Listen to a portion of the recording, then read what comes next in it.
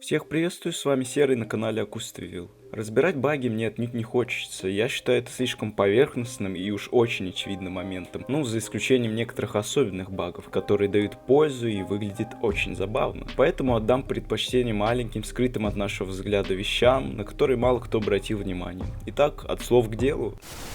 После патча 1.5 котик Ниблс больше не единственный наш питомец, которого мы можем приютить. Теперь у нас есть новый друг. Damn, boy! Игуана. Яйцо игуаны можно найти в пентхаусе Юриноба Арасаки, который находится в отеле Кампеки Плаза. Оно находится у дерева в миссии пропуск в высшую лигу, и если вы не богоюзер, то эта миссия ваша единственная возможность получить нового питомца. Ведь в мире киберпанка популяции всех животных либо вымерли, либо находятся на грани вымирания. Нового питомца придется еще и вырастить. Как только закончится миссия «Игра на время», Ви должен прийти в квартиру и положить яйцо в тарелку. Через месяц или два внутриигрового времени скорлупка треснет, и из яйца вылупится великолепная ящерица, которую мы можем погладить. Забавно, что если в квартире живет кошка, то Игуана время от времени будет с ней спать.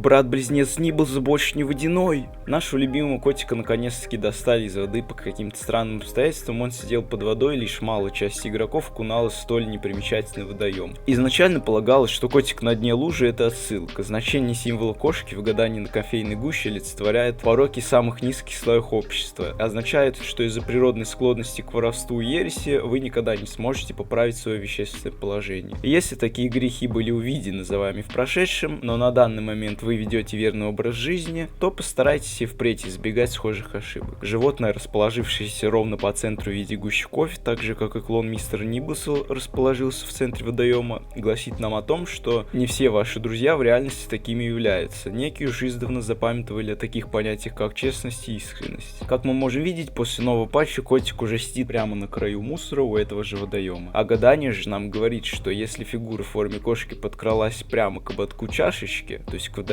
то для вас рекомендуется быть максимально смотрительным к новым знакомым. Ни при каких обстоятельствах не увлекаться азартными играми, не ввязываться в авантюры, не браться за новые проекты. Что же это может означать, спросите вы? Возможно, CD Projekt дают нам подсказку относительно грядущего DLC.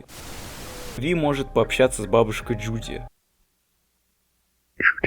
которая хочет узнать, с кем она на этот раз начала встречаться. Вы даже можете узнать настоящее прозвище Джуди, о котором никогда не слышали. В беседе с бабулей мы можем сразу ее заблокировать или продолжить с ней общаться.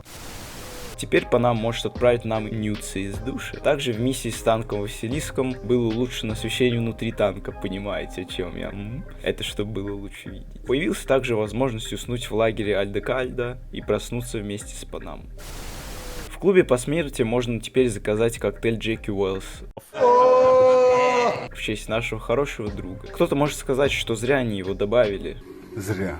Джеки был никем, умер никем, а в честь него что-то называет. На Сити должно быть плевать на какого-то одного человеческого, а в противовес идут его похороны, где собираются люди, которым совершенно не все равно. Собственно, те, кто имеет такое мнение, очевидно ошибаются. Ведь мы помним, что однажды барменша относительно коктейля Сильверхенда сказала нам, что условие для нейминга коктейля одно — отдать концы так, чтобы о тебе говорили. И Джеки как раз таки получил пулю при налете на самую дорогую сеть отелей в мире, принадлежавшую самой старой и самой могущественной корпорации в мире, да еще обвинялся в смерти главы этой самой корпы. Вполне себя тянет на коктейль. Джеки также запомнился барменше тем, что рассказал свой рецепт коктейля перед смертью.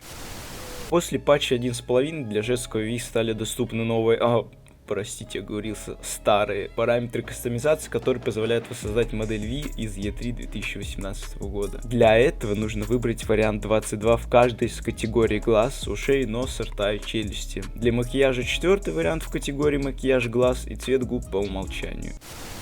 Теперь на улицах Найт-Сити можно увидеть полицейские погони со стрельбой по машинам бандитов. Также при желании можно им оказать помощь. Не полицейским, преступникам, конечно. Теперь, к великому сожалению наших внутренних евреев, скипи нужно улучшать вручную, и он больше не становится сильнее автоматически с ростом нашего уровня. Что ж, придется потратиться. Во время дождя на улицах NPC могут доставать зонтики. Примечательно, что зонты у всех черные, что отражает мрачное представление о будущем, которое уже наступило. Также появились события погоды песчаной бури в Найт-Сити. Добро пожаловать в бегущий по лезвию 2049. А помните красивую анимацию убийства клинками Богомола из E3 2018? По каким-то причинам ее убрали на релизе игры, но после патча 1.5 ее вернули. Надеемся, это не единственное, что они вернут в игру, и годы ожидания дополнительного контента не прошли зря.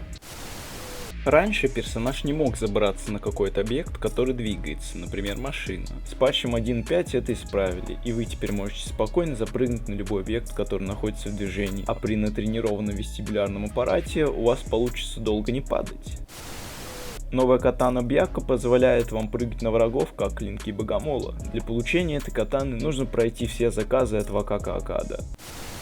Ну и напоследок мелкие изменения. Теперь граната не имеет веса. Можете носить в кармане хоть миллион. Дорогой хлам теперь не разбирается автоматически перком. На двери квартиры Ви есть индикатор арендная плата оплачена. Каждый мод теперь привязан к определенной категории одежды. Шанс критического удара и критический урон легендарного оружия были значительно снижены. Легендарные моды теперь можно вставить только в легендарные предметы одежды. Что ж, чумбы, сегодня на этом закончим. Обязательно оставляйте комментарии, если находили что-то, чего никто другой не находил, ведь это мега классно, найти все, что вложили левел-дизайнеры, программисты и так далее, в целый мир, который они создавали. До скорых встреч!